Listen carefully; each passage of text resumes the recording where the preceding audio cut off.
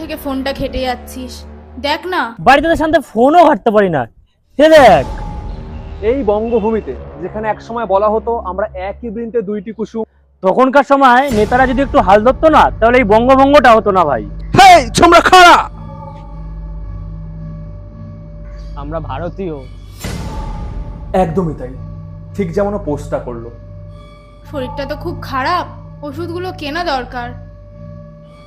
চাকরিটা পেয়ে গেছি, আর তোমার ওষুধের চিন্তা করতে হবে না, ওষুধ নিয়ে নিয়েছি।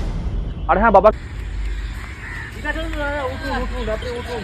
ঠিক ওই যেমন ছেলেটাকে দেখলেন, একটা অচেনা লোকের বিপদে ঝাঁপিয়ে পড়লো, এইটুকুনি কন্ট্রিবিউশন দরকার। Happy independence day.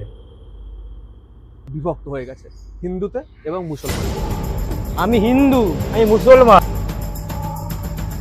আমরা কি সত্যি স্বাধীন? আপনাদের কি মনে হয় আমরা কি সত্যিই স্বাধীন?